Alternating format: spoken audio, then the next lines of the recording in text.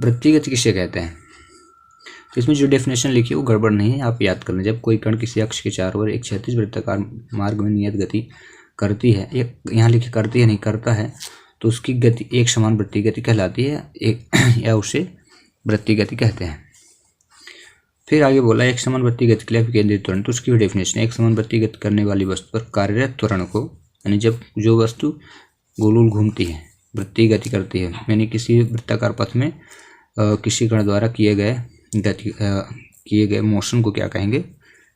Circular motion, ठीक है, वृत्तीय गति कहेंगे। और उस गति में जो त्वरण उत्पन्न होता है उसे क्या कहेंगे? वस्तु का विकेंद्रित त्वरण कहेंगे, ठीक है। अब इसके बाद आगे बोला है ज्ञात कीजिए, तो त्वरण ज्ञात करना है, डेफिनेशन मतलब इसमें डेरिवेशन सॉल्व करना है। तो जो ये डायग्राम दिया है एक भी गलत नहीं है, मान लेते हैं वृत्ताकार गति है और ओ से ए बिंदु पर एक त्रिज्या आर है, ठीक है, और यहाँ एक चाप मारा गया है, ए से बी पे चाप मारा गया है जिसका कोण क्या है? डेल्टा थीटा है, ठीक है। प्रारंभिक वेलोसिटी है v1 और अंतिम वेलोसिटी v2 है, ठीक है। और इसको ये सेक्टर बना है, ये त्रिज्या खंड जो बना है, इसको इस प्रकार रिप्रेजेंट किया गया है, ठीक है। तो जब रिप्रेजेंट किया गया तो ए बी और सी एक ट्राइंगल बन गया। तो प्रारंभिक वेग v1 v2 का परिणामी जो वेग आया वो क्या हुआ? डेल्टा v, ये परिणामी वेग है। तो डेल्टा v बराबर क्या लिखेंगे? v2 माइनस v1, कहते हैं ना वेग में परिवर्तन। तो वेग में परिवर्तन क्या हुआ? अंतिम वेग माइनस प्रारंभिक वेग, उनके बीच का कोण क्या हुआ? थीटा। तो आपको जब इसको क्वेश्चन को सॉल्व करना है तो सॉल्व करने के लिए डायग्राम यही रहेगा जो बना हुआ है, इसको आप चेंज ना करें, ठीक है ना। जब आप इसको सॉल्व करें डेरिवेशन, तो यहाँ जो लिखा, माना कोई कण केंद्र O, ये O है, त्रिज्या R, यहाँ R लिखा है, के वृत्तीय मार्ग में कोणीय वेग ओमेगा, ये W नहीं है, ओमेगा लिख लें, ठीक ना, ओमेगा से एक समान वृत्तीय गति कर रहा है।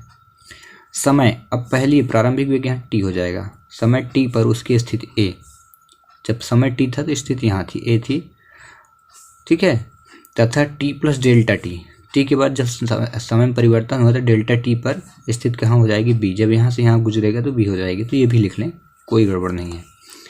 फिर माना ए बी, अब यहाँ आते हैं, ठीक है, यहाँ ए से बी तक जब गति किया तो प्रारंभिक वेग क्या हुआ?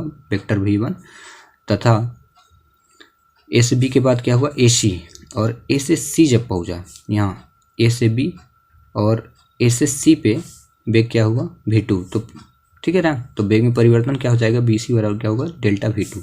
तो चलिए एज इट इज़ मैं लिख देता हूँ, फिर आपको बताता हूँ। तो लिख लेते हैं, माना वही शब्द, माना कोई कण केंद्र O, त्रिज्या R के वृत्तीय मार्ग में कोणीय वेग को कैसे प्रेजेंट करते हैं? ओमेगा से एक समान वृत्तीय गति कर रहा है, ठीक है। तब समय t पर उसकी पोजीशन जो होगी, उसकी स्थिति A तथा t प्लस डेल्टा t पर स्थिति B है, इतना आपको लिख देना है। अब इसके बाद जो भी इस ट्रायंगल में आपको दिखे, इस ट्रायंगल में तो आप लिखोगे क्या? वेक्टर बी से सी क्या है? Is equal delta vector V, A C यहाँ से इधर गया है, vector A C is equal क्या लिखोगे? वेक्टर v2, और vector A B is equal क्या लिख दोगे? वेक्टर v, ठीक ना। तो परिणामी वेग क्या हो जाएगा?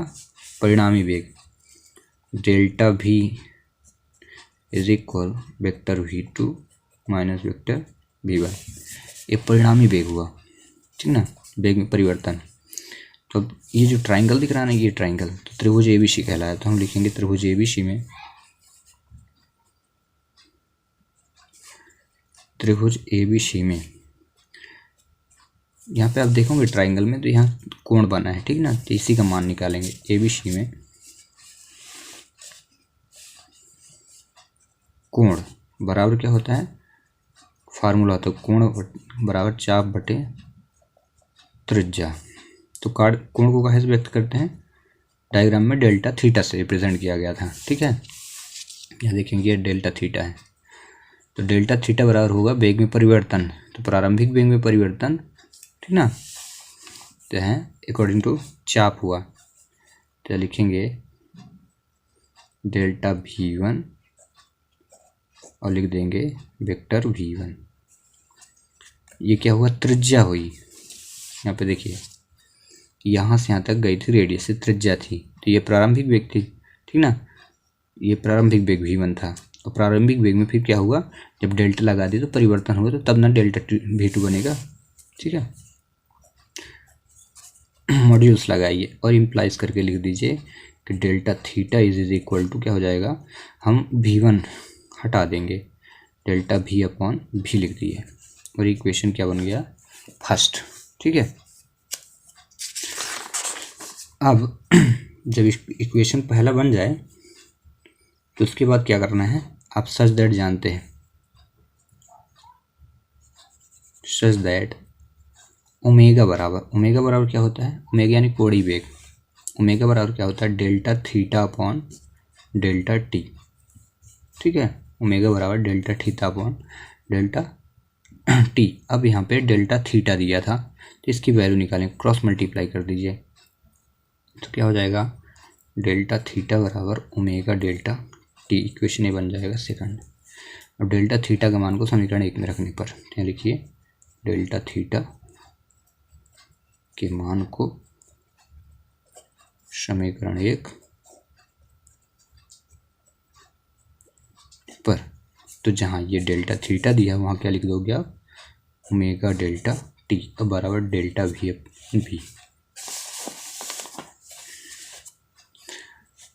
ठीक है। तो चलिए यहाँ से मैं कर देता हूँ ऐसे करके।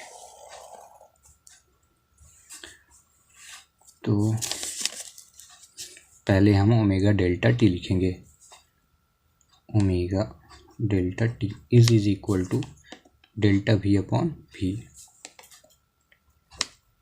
क्यों ऐसा लिखा, क्योंकि डेल्टा थीटा इज इक्वल क्या था, डेल्टा वी अपॉन वी था, और डेल्टा थीटा की वैल्यू क्या है, ओमेगा डेल्टा टी। अब क्या करिए, डेल्टा डेल्टा साथ में कर दीजिए, इधर डेल्टा टी अपॉन उधर से इधर चला है तो delta V is equal to ये नीचे आ गया, यहाँ आ गया, ठीक है, और ये उधर चला जाएगा,